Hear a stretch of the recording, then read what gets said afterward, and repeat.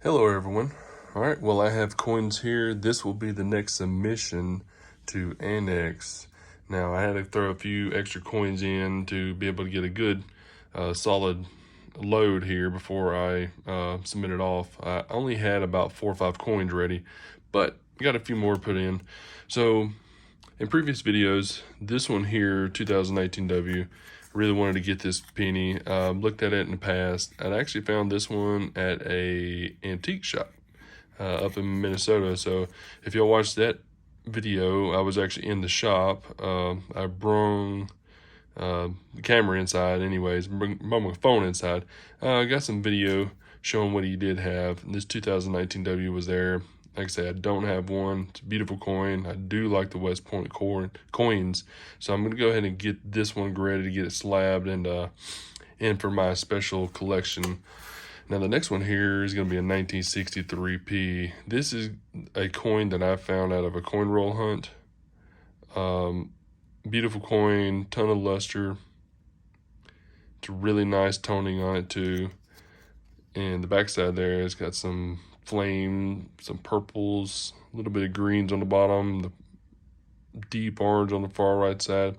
It's got a little bit of contact there and between the 5 cents, so forth, so on, and there's not much steps. I want to say there's a couple of them showing, but there's not going to be a full step for sure. But the TDR it's going to have across the TES of states and then across America there. It's a little tough on my scope. It doesn't dig in as well, but I'm pretty sure, quite possible, I'm not going to say 100% sure, quite possible this is going to be a triple die reverse. It looks like it to me.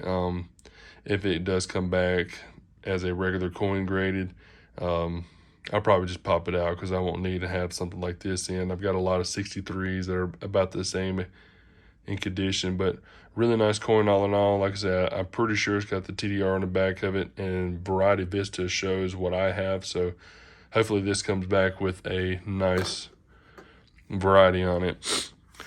This one I've showed quite a few times. This is actually the zombie quarter. I call it a zombie quarter.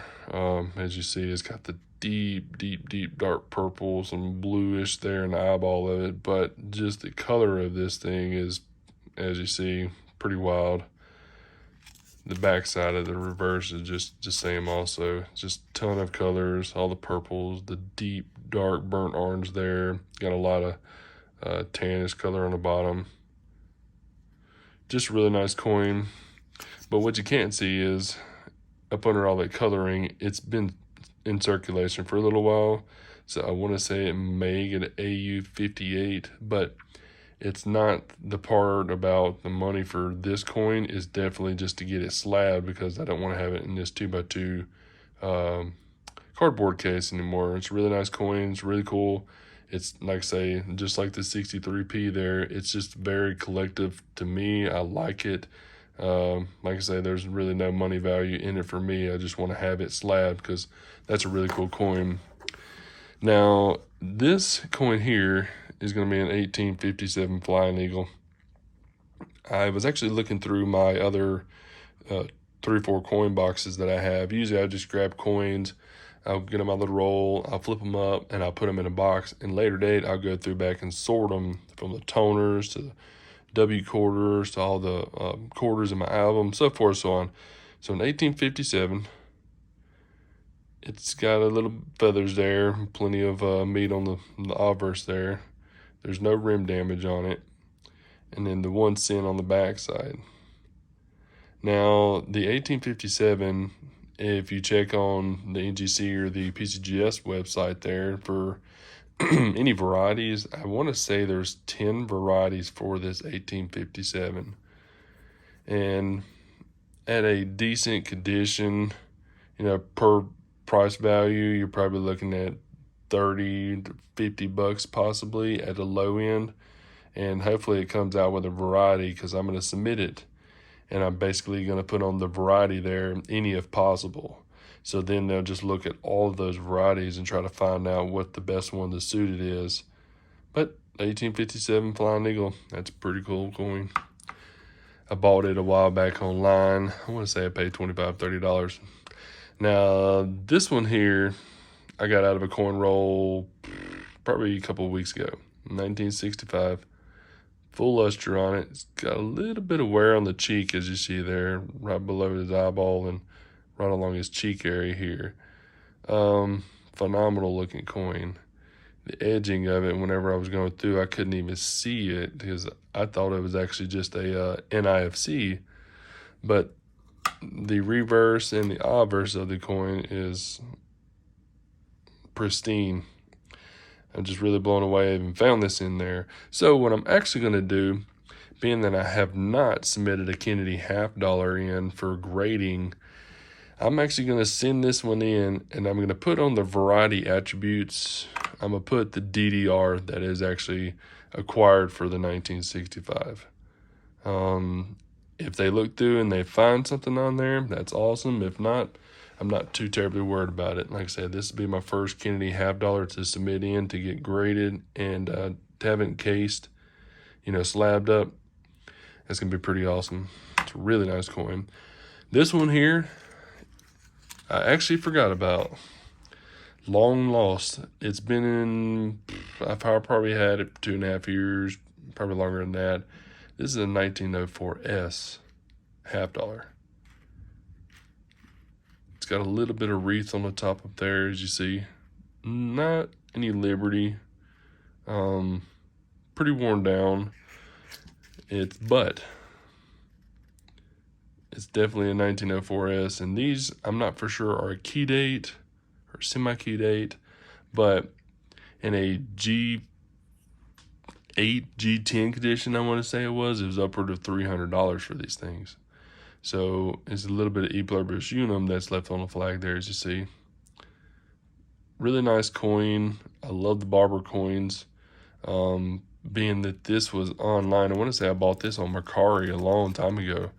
And it's not like you're trying to swindle anybody, but whenever you look to their profile page and what they're selling, and they're selling all pottery, clothing, belts, so forth, so on, shoes, and then they've got one coin that's poked on there for $18. This happened to be a 1904S. I picked it up. I got it back here. I made sure it was real, the weight, and everything that was on it. So pretty excited that I got this one. So I'm definitely going to send it off. Like I say, I completely forgot about it. It's been at the bottom of a red box forever. So going to get it graded for sure. That's going to be a really nice one also. Now, this is a 1972 DDO. So a little while back, I pulled this out of a box also. Now, in God We Trust, it's doubled across the top. You're not being able to see it here, but whenever you get down on the scope and look through it, my scope's charging, it's pretty dead right now. So whenever you get down on the scope, look through it, Liberty and In God We Trust are all doubled on the top side here. And I want to say on Variety Vista, the way the pictures were, that this was going to be an FS 104. And this could be a really pricey penny if it comes out at a decent grade. So hopefully it comes out at an MS 60. Like I said, there's no damage on this thing. It's a little bit of the, what is it? Not the corrosion, but the just the wear over time. I can't remember the name of it offhand, but beautiful penny. Like I say, this thing, if it grades out right at a 60 grade, if I can hold on to it, like right at a 60 grade, this thing could be worth up to $1,000. So we'll see. We'll see when it gets back in, see what it grades, see if they give me the variety, the designation on that for the FS 104. And crossing fingers it does, because like I say, even then it's still a nice 1972, but I'd hate to have it just graded for a penny. This one here is another one of the ones I found at the antique shop up there. Don't mind the MS65, that guy put it on there. So 1944D. It's a beautiful, beautiful Mercury Dime. It's got the full headband there. The luster's all there. He had it in his case too, which is nice. And he's calling it full bands. I put it up under the scope when I got it here, and I could see it. I could see that it looks like it's full bands on there. So I've got a couple of Mercury Dimes that did okay in grading, but we'll see if this one gets up there. If it can get a 65, it'd be pretty nice. It's probably going to hit a 64 for sure, but that's a really cool coin also, especially if it gets that full band attribute on there.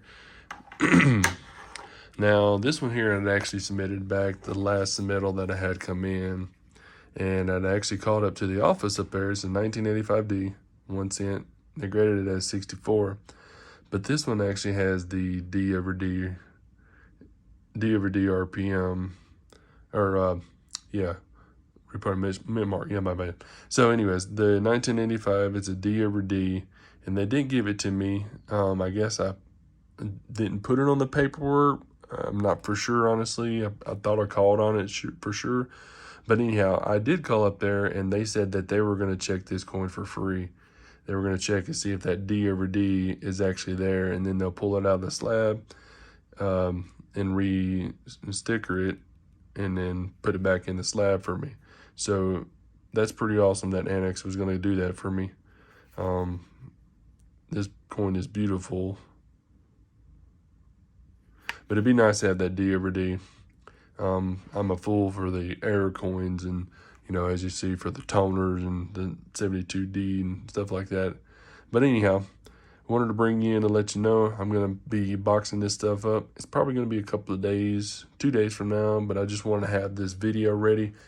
So whenever I put all the submittal sheets in and all the coins in there and tape everything up, that, I'd at least had some video for y'all to show y'all what I was going to have submitted off. Anyhow, I hope y'all have a great day.